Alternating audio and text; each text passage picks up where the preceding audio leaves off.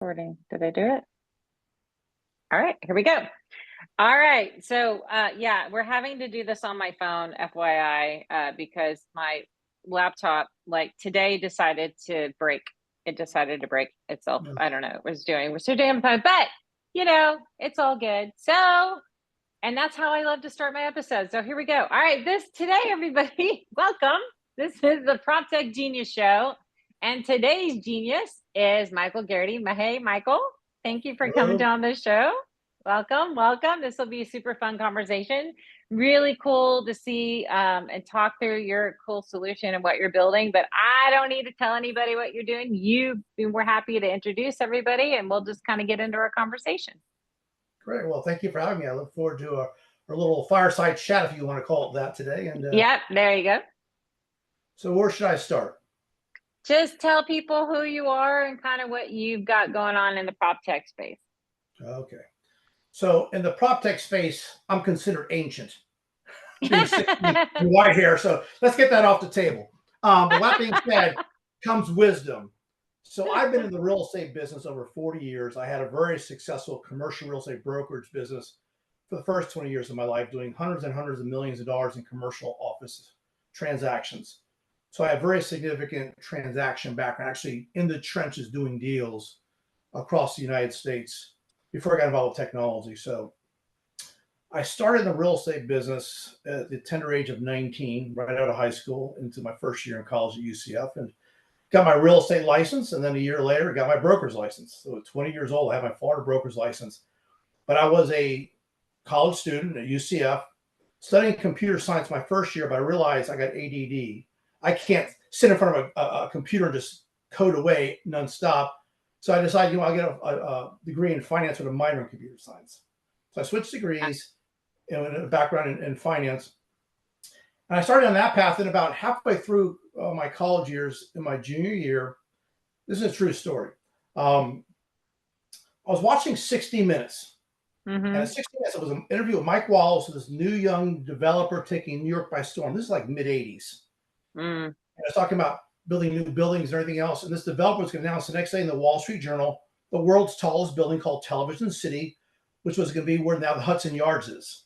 Oh, okay. There was going to be a 150-story tower for New York to reclaim the tallest tower, because Sears Tower in Chicago had reclaimed that title from New York, decades before. Right. And the anchor tenant of that new tower was going to be NBC Studios, moving from Rockefeller Center to this new location. I was so intrigued by that story and 60 Minutes interview and the developer, I wrote him a letter when I was in college. I said, "Dear so-and-so, I love your background. I'd like to get information, your background, how you became a developer, and experience and stuff like that." And about a month later, I got a brown envelope in the mail with the renderings of the project, his bio, his resume, everything else. That developer was a very young Donald Trump. Oh, that's crazy. It was the interview with Mike Wallace in the mid 80s when he first developed Trump Tower on Fifth Avenue.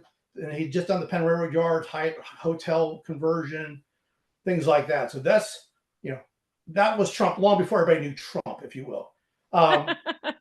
So that being said, I'm going to become a real estate developer now. Forget college. Yeah. Quit college.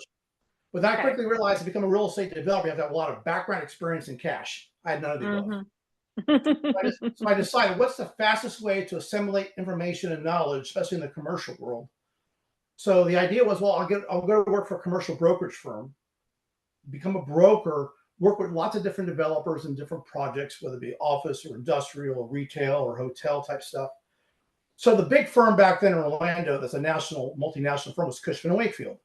So I went knocking on the door of the Orlando branch of Cushman & Wakefield. And they said, "Listen, you have to have 5 years experience before we hire anybody. We're not going to do that. You have no experience." But I kept on calling the branch manager 3 times a week for a month straight.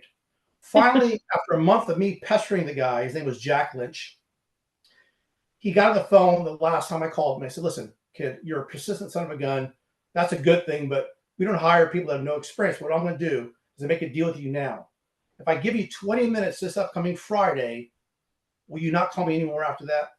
I said, "Deal."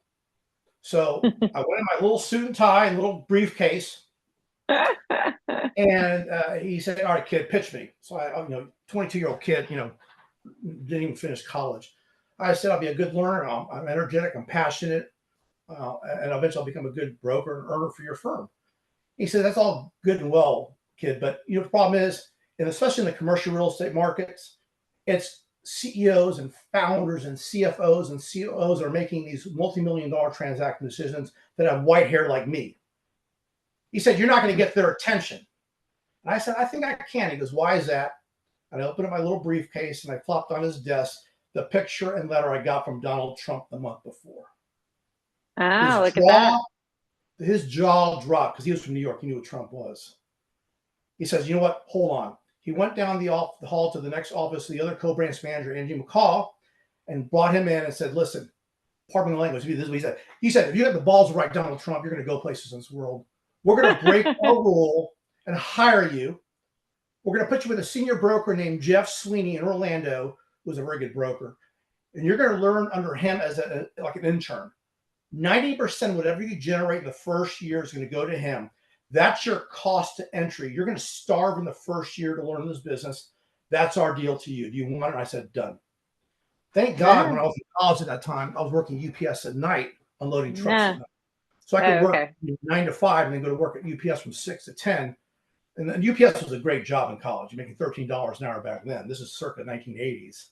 So Mm-hmm. got my job at Cushman, learned business the second year, sink or swim. I was on my own. I think I made like $40,000 the second year. In the third year, I got to like 75, 80,000. By the fourth year, I was over six figures. And in the fourth year, I decided, you know what? Why am I giving half the commission to the house? I can do it on my own. And I decided to start my own firm at 27 years old, my first company. Wow. Cool. So, and it was a tenant rep firm, and it ran on to represent corporations and leasing and buying office buildings all across Florida, events around the country. Mm-hmm. And that was the beginning of my commercial real estate career. And then 20 Okay. years later, I got bored with it. I'm a creature of passion, and I like to, obviously, yeah, making money. We all like to make money, but the point is, I like to be doing something I'm passionate about. I can make a difference in the world and I love building better mousetraps. Right. That's the whole thesis of what I'm about. So I started I got involved with internet in 1999, 2000. First starting, I launched a company with my own money and a little bit of investor money outside, because that time, unlike most startups and entrepreneurs, I already had a successful 20-year commercial career in real estate. So I had my own stockpile of cash. Mm-hmm. So I could fund my own business and my own Right. deals out of my piggy bank, if you will. And I did. I did raise some money on the outside. We launched one of the first flat fee discount real estate brokerage firms in Orlando. It was really called Our Home. And it was a flat fee, $500 a month, put your home in the MLS, and you only pay a 3% co-broke fee. And we started signing the hell out of listings all over the place in Orlando. I think on our Zenith, we had like 250 listings and get that month. And then 9/11 came along. 9/11 game over. The world shut down for a couple of years. It was a shell shock. So we basically settled the company. We just put it on pause. And I went back to brokerage for a few years. And in early 2008, decided I want to get back into this internet real estate media world. And I'm always thinking about, how do I exploit technology process to create interesting new companies? So I saw back then the mass migration of readership from newspapers to the web. Yeah. So I decided, I'm going to create America's first USA Today of real estate on the web. So I leased office space at Universal Studios. And the goal with that company back then was to not only have a digital newspaper, eventually grow into an internet cable channel, the CNBC of real estate. Right. Oh, right. Okay. So I started this company in early 2008, putting together the idea, business plan, started raising capital. And then, of course, the fall of 2008, the mortgage meltdown, financial housing crisis, the world collapsed again. Yeah. Here I am, snake bitten twice. First 9/11, they get going. And then, right after that, I was like, I'm Irish. I'm supposed to be lucky, not unlucky. So anyway, so I decided in the fall of 2008, when the world's collapsing, what am I going to do now? So I decided, America's going to be in housing hell for the next 5 years. I mean, it's mortgages. We had like 10 million foreclosures at that time, some gigantic number. Crazy. I Yeah. decided, you know what, let's focus on international markets outside the U.S. So I moved to Miami from Orlando in 2010 and launched an international real estate news platform, which still exists today. If you go to Google and type into Google today, international real estate news, hit search. The number one organic result in the world over Bloomberg, Inman, Real Deal, ABC, CBS, New York Times is a company called the World Property Journal. So because of that company, I have gained enormous global real estate market knowledge. I've spoken at conferences around the world. I've been to China, Japan, Middle East, Abu Dhabi, Dubai, Latin America, Europe. So that company from 2010 moving forward through now has given me the opportunity to really learn about global markets outside the United States. In that educational process, I learned something very interesting. And most people in America don't realize this, but America is a very formal, structured, organized real estate marketplace. You go outside the walls of the United States borders, most of the world's the Wild West. Most countries have no real estate licensing laws, associations, standards, practices, or enforcement. It's the Wild West. It is. And I've learned this several times. You know, I was invited the last decade on a couple of economic trade missions with former Governor Rick Scott, now Senator Rick Scott, to economic trade missions to Latin America. Went to Bogota, Colombia. I went to Sao Paulo, Brazil. You know, and I went to Bogota, and I met with the head of the Bogota Real Estate Association, as they call themselves. And I asked him, you know, Bogota's a big city, 9 million people in Bogota. I mean, that's a huge city. And I asked him, how many homes you have in your MLS? He goes, Michael, we don't have an MLS, we have a spreadsheet. And we have 875 homes in our spreadsheet. I said, you got 9 million people living, you got 800 homes. Mathematically, 3% of the market, 2% of the market's in play.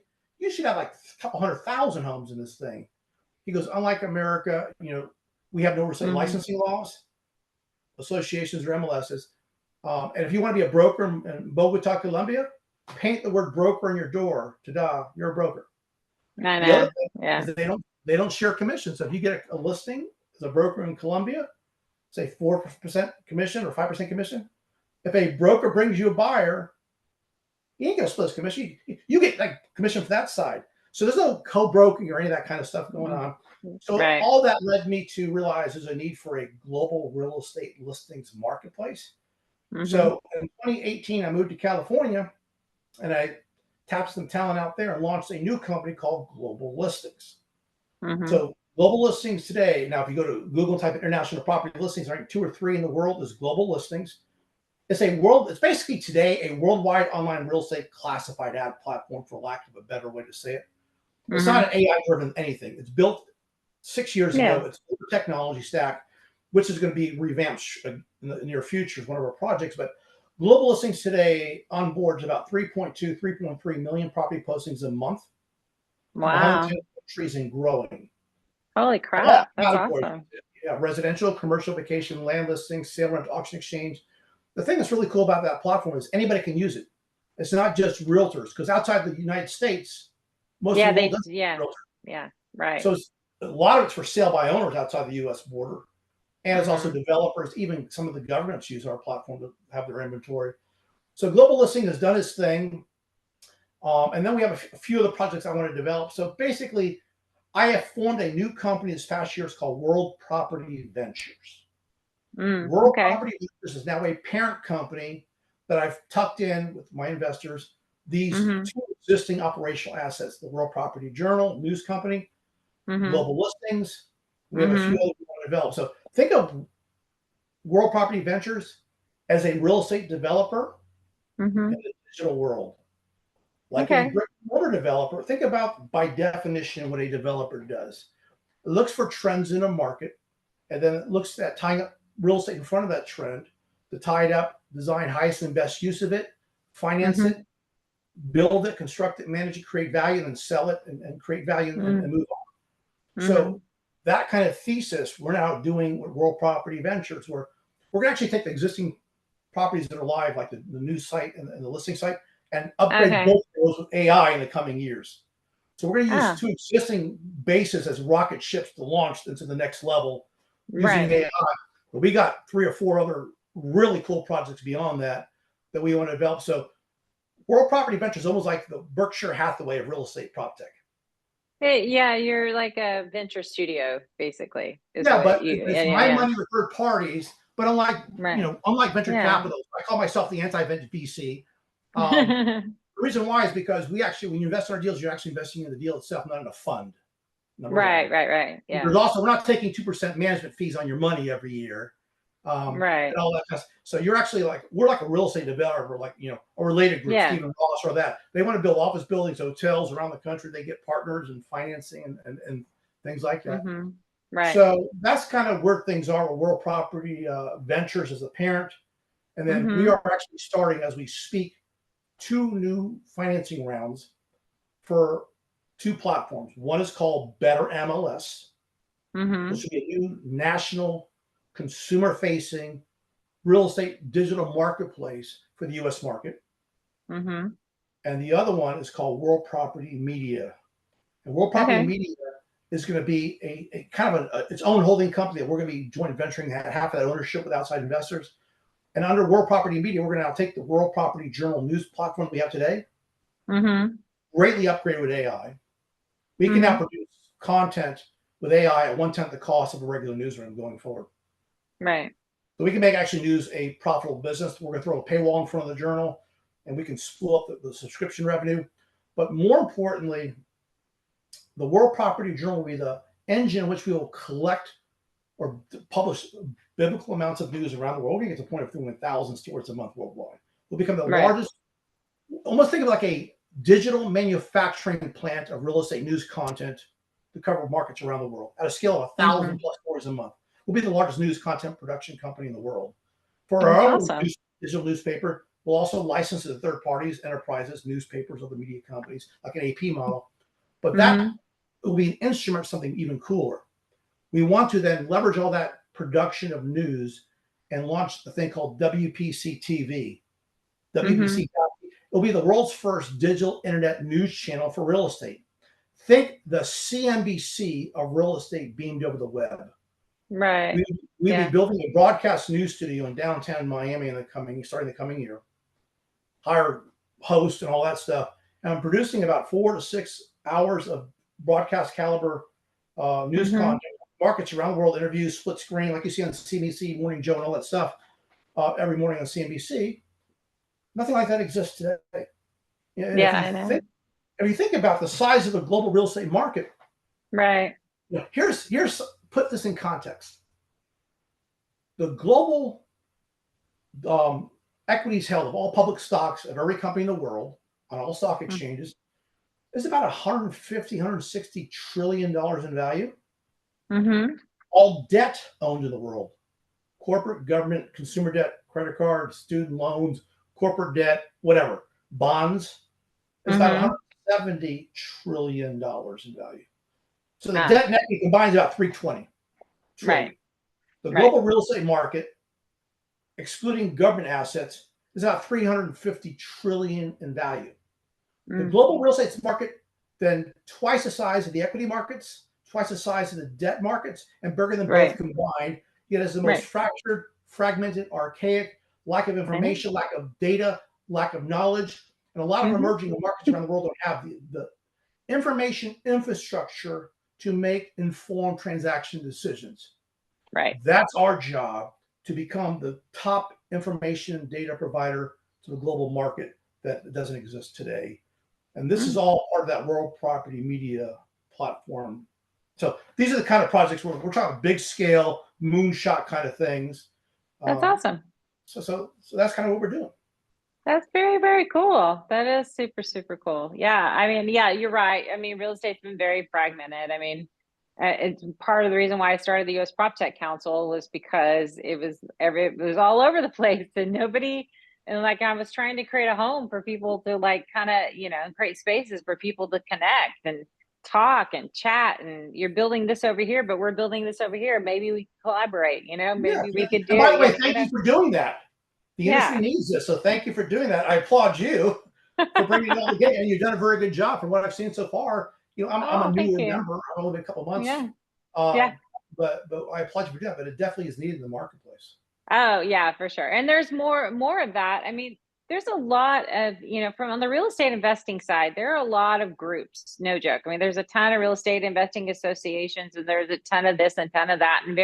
But even at the end of the day, they're very specific, right? So it's fragmented within itself. And like you've got your office and owners, and then you've got your multifamily people over here, and then you've got their life sciences people over here, and they all have their own groups, and they all have their own cliques, and they all have their own things. But at the end of the day, it's still real estate, and we need to all talk to one another. I mean, we need to be sharing and learning what you're doing over maybe an industrial that I could apply over here, or we could do over there, or whatever it might be. But Absolutely. yeah, no, for sure. I applaud you for all the stuff that you're doing with the Rural Property Journal and the property media. I mean, we're looking at doing the same thing with the council, is because we produce a lot of content, and so it's super cool. Yeah, no, that's And awesome. by the way, as I For said sure. before, you're welcome to have a column in our World Property Journal to help to get the word out. We got a pretty For sure. wide global audience, so we welcome you as a Yeah. guest columnist if you ever want to take up that. I will. Yeah, I will do that. I just had someone give me the idea. Is like, 'cause I do a lot. So I do a lot of these interviews, and they're like, "Why don't you turn those interviews into like an article?" And I'm like, that's a great idea. I probably should do that for sure. But I mean, yeah, there's so repurpose much content. energy out there, even though it's been a tough couple of years for the U.S. market, especially.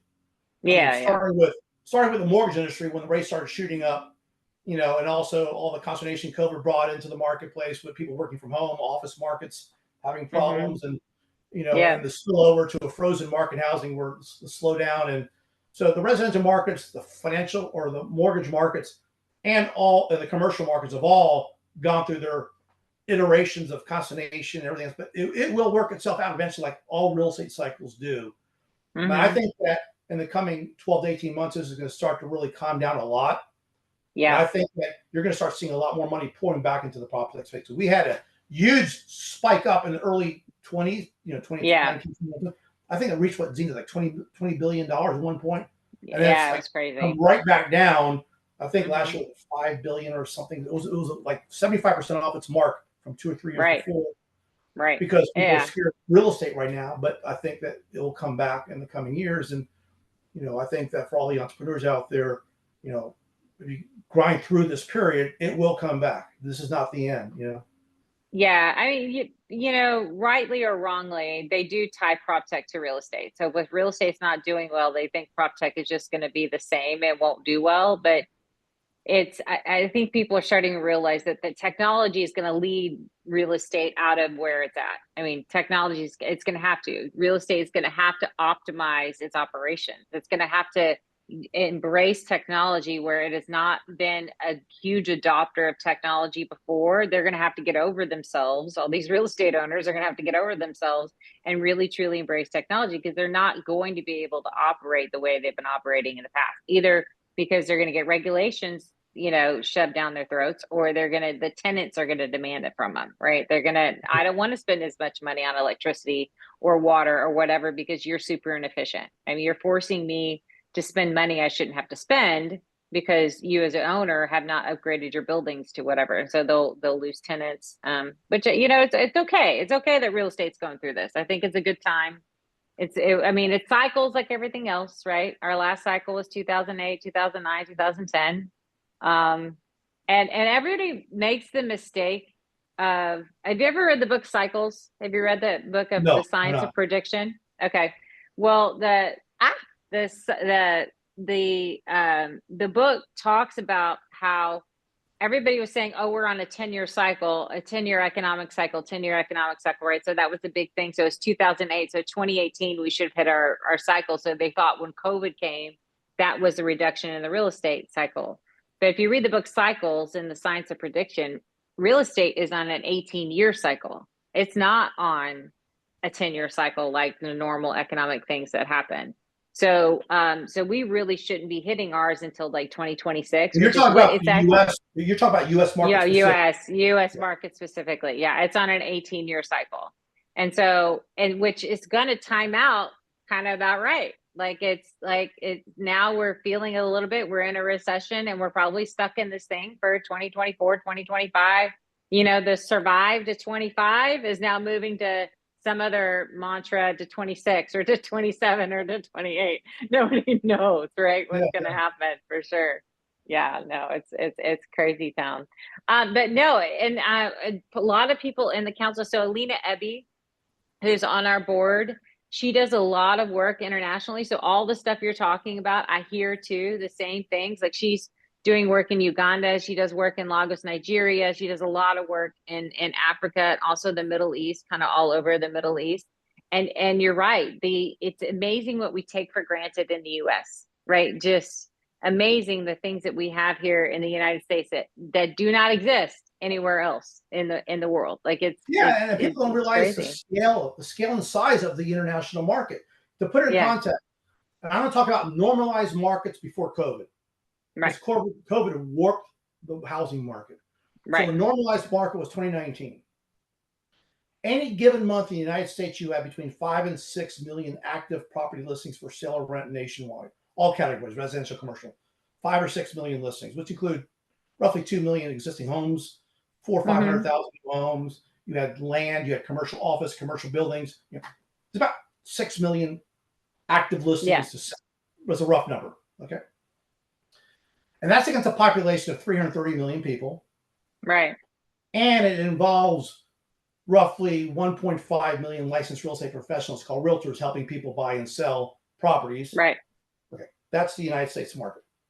Outside the United States, any given month, again, 2019, there was about 150 million property attempts to sell, rent, all categories of real estate outside the U.S. border. wow, 24x the size of the U.S. right, So 150 million property attempts a month outside the U.S. border, of which the penetration rate of a broker being involved in the transaction was less than 10%. In the United States, it's over 90% penetration rate of brokers against the right, 67 million, but 150 million listings a month attempts, penetration rate was less than 10. So it is yeah, a massive, fragmented, archaic, disjointed. And here's another interesting stat. Worldwide, again, 2019 numbers, there was over mm-hmm. $300 billion spent by real estate sellers to acquire a real estate customer, i.e., about 200 billion in real estate commissions paid around the world, 100 billion in the United States alone, and about 100 billion in the rest of the world, and over about Mm-hmm. $100 billion in digital and traditional advertising. So the cost Mm. of acquiring a customer in real estate on an annual basis exceeds $300 billion. Wow, We're building the platforms to significantly reduce customer acquisition costs for sellers across the world. If you even crack 10, 15, 20% efficiency in that market, you're talking about 30, 40 billion in savings, you're $1 billion revenue company. yeah, exactly, for These are sure, the kind of platforms we're trying to focus on the global right, scale. That's the real true greenfield opportunities, right. No, I because feel you. Yeah, it's very fragmented and very large, and people don't think of the scale of the international market that it is. You got mm-hmm. very deep pocketed players, entrenched players like Zillow and Realtor.com and Homes.com, multi-billion dollar cap companies with deep pockets going through the portal wars as we speak today, all trying Yeah, to battle each other out. They're spending billions of dollars in digital marketing, and it's going to be interesting to see what happens with that in the coming years. But on the international front, it's pretty interesting and wide open. And that's let them do that. We'll focus on this kind of thing. yeah, exactly. It's a bluer ocean for sure. I mean, and it's so needed. I was talking with the National Housing Foundation from Uganda just the other day, and Lillian runs their marketing and research there. And I was, they have Uganda has it's the same thing, similar situation that you're talking about, where it's not very regulated. You have this, that, and the other, but they face a housing crisis, just like most countries are facing a housing crisis, and they're trying to find what happens is the cycle is so long in Uganda and the interest rates are so high.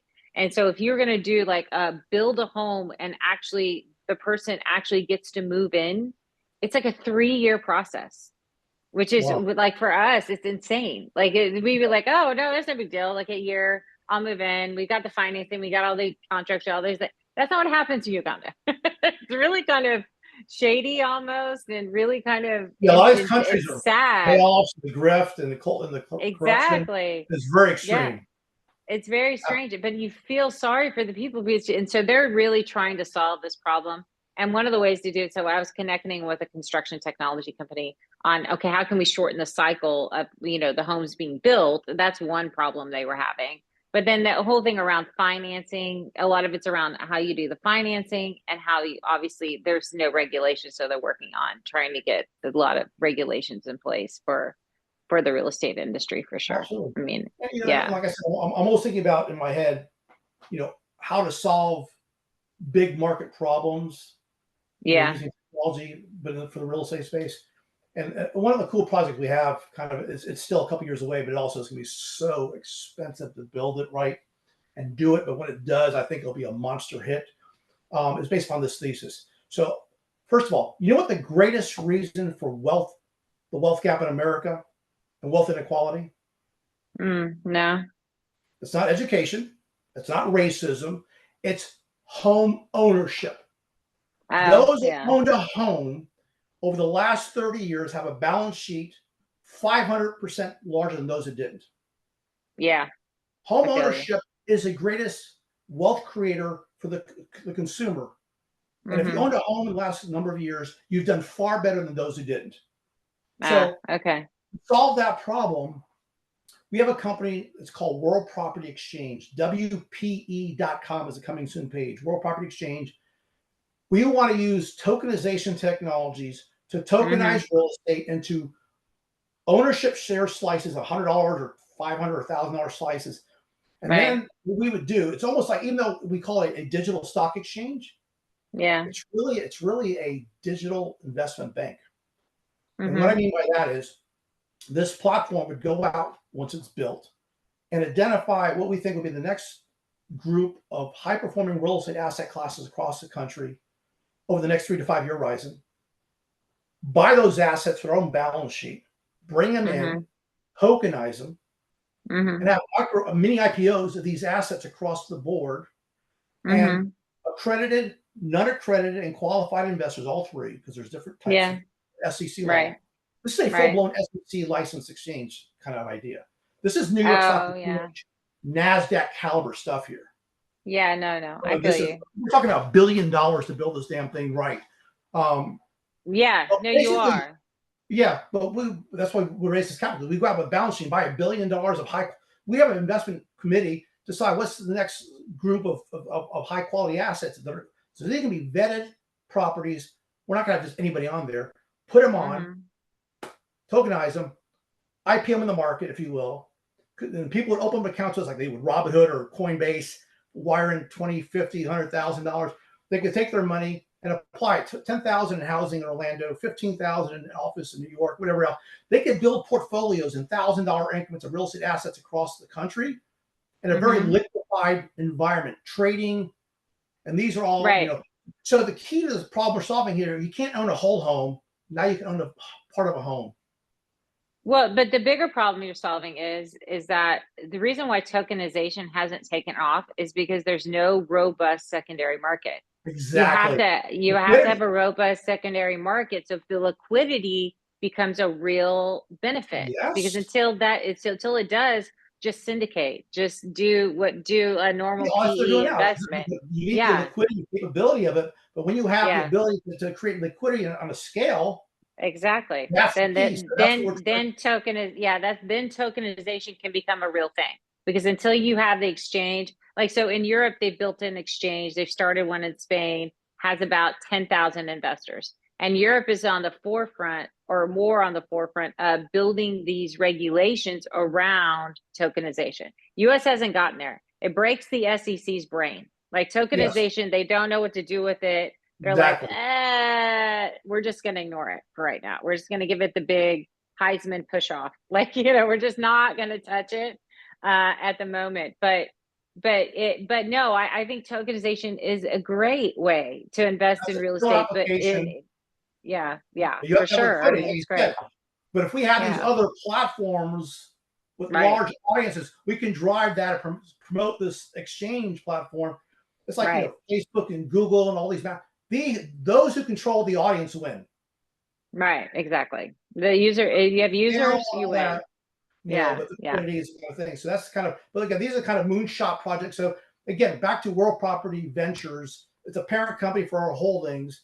that, like Mm-hmm. structure like a Berkshire Hathaway kind of situation that we'll Uh-huh. build or fund or acquire eventually stuff under a portfolio, eventually take World Property Right. Ventures public. But our mindset is DARPA, Oh, okay. All which right. is, the military defense, research, Yeah. Yeah. so we like to do projects that are 2 or 3 curves of iteration beyond what's today. Mm-hmm. We want to do incremental things that, like, a listing site with, a little whistle bell, better pictures, or we Yeah. want to do wholesale transformational type of stuff on a big scale. So that's kind of our mentality. That's what I'm talking about, World Property Exchange or global listings or, the Right. CNBC real estate. These are large scale projects that require a lot of capital, a lot of background expertise. And but if you succeed, they're very significant companies that make meaningful impacts and solve big market problems because the real Right. estate market is a big market, especially on a global basis. Oh, for sure, for sure. And then as long as you've got and I almost kind of see it like it's part consortium, part think tank, part venture studio, kind of what it seems like to be. I mean, if you bring a lot of really cool ideas or people into the space where you can really think through major challenges, I mean, it's kind of neat. That's Yeah, that's cool. the nice thing about it is on top of that too. For example, we don't get funding from VCs. We don't fit the VC model Right. No, I know. at all. Zero. I mean, I've raised many Yeah. millions of dollars, but it's never been VCs. Right. First of all, I'm too old. They like to do 20, 30, 40-year-old, you know. I know. So anyway, I feel that's you. okay. But our funding comes from one of 3 kind of places. One, high net worth individuals, like Hmm. startups we do.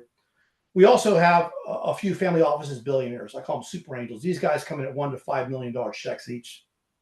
But the Hmm. other one, which we're focusing more on now, is strategic corporates. These Yeah. are, Yeah. because they see the technology change coming. They don't know how to deal with it or figure it out, AI and Right. language models and all that. So Right. a lot of people are having discussions with now. Some of these projects are like some of the very large home builders, developers, Hmm. mortgage title companies across the country and across the world. I mean, that's the strategic LPs for VCs. So I'm Right. approaching with LP, but they're not an LP. They're actually a shareholder in these deals. So Right. that's what kind of where we raise capital from, not the venture capital world. Yeah, no, I feel you. Yeah, it's right. The PE world it's kind of. I had lots of different prop tech companies they've raised PE money that didn't go venture, right? And they prefer that kind of model than go into venture route, right? So, but yeah, no, that's super cool. That is awesome. Well, what else are you working on? Any other big ideas that you got cooking? My plate is so full with the current projects. Yeah. My brain's a scary place to be in. It's constantly 24 hours a day going. I I go feel through and I'm you. doing something. Also, I think of what, Yeah, add that to the I know. list of, I got a long I laundry know. list of things I want to do, and then there's Yeah, the limiting factors of time and resources and bandwidth, I to do know. this thing. So, Yeah. I think that these projects that we have on the plate now for the next 18, 24 months are more than enough. I mean, it's like Yeah. somebody said to me, actually, I took it as a nice compliment. Because you're kind of like an Elon Musk of real estate. You have to do one company, you got to do 3 at once. Yeah. Yeah, I know. So, Yeah. but the point is I've already built these other 2 platforms. They're operational. We're just now going to be building AI foundations on top of them. So I'm Right. not starting Right, from right. scratch. That's the important thing. I'm not starting from scratch. We've already got 2 significant platforms we're building upon. The third and the fourth are new, but these are already live. So I'm Yeah. not starting from ground zero and nothing moving Right. already. This is a No, big no, benefit. I feel you. Yeah, no, no, no, for sure. You and I are kind of cut from the same cloth. We see a lot of I get dangerous when I have a dry erase marker and there's a whiteboard in front of me. And then I start thinking about all the things that can happen and all the things I can do and what we can build and oh, we can solve this problem and do that problem. And then I start labeling stuff out and all these other things. And yeah, no, my CTO With that being sometimes said, actually, I think that I'll say this to all these entrepreneurs, young ones out there, because I'm the old guy in the room. Is this has worked for me for decades, and I'm going to say to them to keep this in the back of your mind when you're building your own company. And this is the saying: genius is invisible to most, and the Mhm. so-called experts are often wrong. Right. Genius is invisible to most, and the so-called experts are often wrong. I can't tell you how many dozens, if not hundreds of times, you can't do that. That will never work. Yeah. the so-called experts. There's a lot of Mhm. false prophets out there. So for those entrepreneurs and founders out there, you want to take in information and advice from all directions, pro and Mhm. con, good and bad. But at the end of the day, stick to your gut, because 9 out of 10 times your gut is actually right. Mhm. It's just that's something I learned early on in my path doing what I was doing. Both, for example, my commercial real estate career, I told you I started my own company after Cushman & Wakefield. Right. This goes back, 35, 40 years ago. And back then, you had Cushman & Wakefield, you had CBRE and Jones Lang LaSalle, a couple of big ones today still. Yeah. But back then, commercial firms were what they call general practice firms. And when I left Cushman, I saw an opportunity to create a more specific niche type of brokerage firm called tenant Mhm. representation. Mhm. Today's commonplace, but back then, the idea of just representing tenants, not taking listings, but representing tenants to find office space. Therefore, you're not conflicted out on representing the landlord and the tenant at the same time. You only Mhm. represent tenants. Therefore, I could beat up the landlords and their landlords' agents on price. Because you think about Mhm. it from a tenant perspective, you want the lowest rent, the most concessions, and the most least flexibility. But the Right. landlord wants the highest rents, the most constrictions, and the tightest, terms on the It's contract. transparent. So diametrically opposed in interests and needs, landlord and back then these big firms represent both tenants and landlords. But what if you have 3 buildings of the 10 you're looking at represented by the same companies representing you? I saw a market Mhm. opportunity. You know what? I'll be a pure tenant rep. That was my pitch to tenants. All these other guys are bigger firms, yeah, but they also have buildings you're going to be looking at. How they represent both the landlord and you. They're not going to push on the landlord too hard because they'll lose the listing. I'll beat the Yeah. hell out of the landlord for you. And I took off like a wildfire. So I saw that, Mhm. and everybody said it'll never work. You have to have listings to survive in the market. I said no, and I went on to do very well by focusing on a niche that no one was really Right. doing back then. And I was told by a lot of people, don't do it, don't do it. It kind of worked out for me. So Yeah. follow your heart and That's your mind and awesome. your passion. Yes, you have to believe in what you're doing for sure, right? You can't let detractors. I mean, but listen. I mean, you need to listen, obviously, to Yeah, I said customers. just And get the yeah, information, absorb it. yeah, get the information. Yeah, but if you truly believe in what you're doing, yes, don't listen to people that tell you can't do it for sure. I mean, I had that too. When I was talking to, you know, venture capitalists, and I even had one insult me. I had one guy go, "Have you ever been in multifamily?" And I'm like, "Yeah, I've been doing it for the last, I don't know, 15 years. How long have you been doing it?" Like, I'm just like. Oh, wow. I had the exact same experience 20 years ago. I first started my news company, my first news company. Uh-huh. Um, Yeah. um, and I had a VC. Now, keep in mind, there are a few good VCs that add a lot of value plus the capital, but there's a lot more Yeah. false profits. Actually, most VCs don't make money over 10 years. Most of Right. them lose money. Right. Actually, none of them beat the S&P 500 over a 10-year horizon. Fact. Mhm. That's a mathematical fact. But the few are good, but there are a lot of them are false prophets. Trust me. And I had one guy VC walk in, and what it was is he was a former auto dealership owner who sold to Mhm. 7 dealerships in the Midwest and made like 300 million bucks. He decided to put $50 million into a little VC fund, call himself a VC, and hire a college MBA kid to be his guy that runs his deals. So him Yeah. and this young MBA kid came to my office, 20 something years ago, and I was pitching the big VC guy on this. And he looks to the wet behind the ears college kid, MBA from Harvard or where he came out of. And the guy said, it'll never work. Why do you think it not work? Because I just know. I said, how many real estate deals have you done? Zero. I've done thousands for hundreds of millions of dollars in transactions. How much commission have you made in real estate? Oh, zero. I've made into the millions in fees. Exactly. You know, who's won landmark lawsuits in real estate commissions? I have, which is another story I'll tell you later on. But anyway, the point is, this kid, I actually turned to the VC. I said, listen, if this is the thesis in which you make your decisions, you're making a lot of bad decisions. This guy, he may be a nice kid. He don't know a damn thing about real estate, how it really works. I've been doing it. You're a waste of my time. Meeting over. I actually walked out on him, and it blew them Yeah. away. That entrepreneur told them to pound sand because they're so used to people groveling at their feet. Please give me money. Please give me money. No, Uh-huh. the Yeah, ability to say no and walk out of a meeting is very powerful. for sure. Yeah. for So sure. I had a similar experience to what you're talking about. Yeah, you know, I was, I don't know. I just expect that there's, I don't know, a little more professionalism in the space. I mean, it's like, what happened to the, oh, you know, I'm just not interested. Like, why did you have to like insult me? I didn't understand all that. That's crazy town. I was just kind of Yeah, looking yeah. at it like, I yeah, know, just very interesting. a lot of it's also ego based. Yeah, Yeah, that's true. yeah, That's true. but there are a few good ones out there, and they really want to build really cool companies, and they're more like your Yeah. partner. Yeah. You know, Yeah. they're not trying to better deal you and constrict you and control you and tie you Yeah. up. I mean, it just Yeah.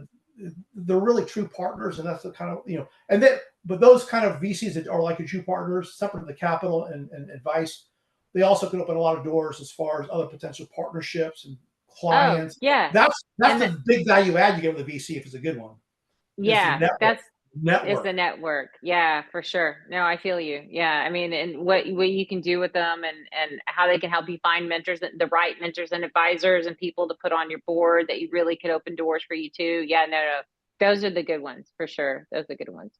Well, this has been such a cool conversation. Look at that. Here we are. And it's It almost went at by the end of quick. the hour. It went by quick. It goes by so fast. So this is awesome. Well, if anybody would need or want to get a hold of you, how could they do that? You can email me mg2 at worldpv.com. mg2, the number 2 at WorldPD.com. worldpv.com. And actually, Okay, you can visit our website, worldpropertyventures.com. that's awesome. Well, Or you can thanks also so find me on much. LinkedIn. You can find me on LinkedIn Oh, too, Michael yeah. Gerrity, World Property Ventures as well. Connect with me on LinkedIn. Okay, that's awesome. Well, thanks Well, again for thank you coming for on the the show. time and the interview, and I look forward to work with you guys in the future. And Yeah, again, congratulations to you and your organizations. It's much needed, and you're doing a great job. And you got a thank great you. team. I've actually become good friends with one of your board members, John Rogers of CoreLogic. Great guy. Oh, I oh, love yes, CoreLogic. CoreLogic is a yes, really cool company. You know, yes, they are. as I told John in a meeting about a month ago back in Irvine, where our office is literally one block from his in Irvine, California. I Yeah. told John that CoreLogic's a great company. When we grow up, we want to be like CoreLogic. Of course. They are awesome. They are awesome. We just recently had an event at their Dallas Discovery Center. It was so He's cool. It invited me was to come out so there, so great. one day I'm thinking about that invitation to go out there Yeah, and you check. should. You have to. It's super cool. It is super cool. It's awesome. Very cool. Well, thanks again. It's so Pleasure much meeting so you, much and we fun. look forward Yeah. to talking soon. Yeah. Bye bye. Bye.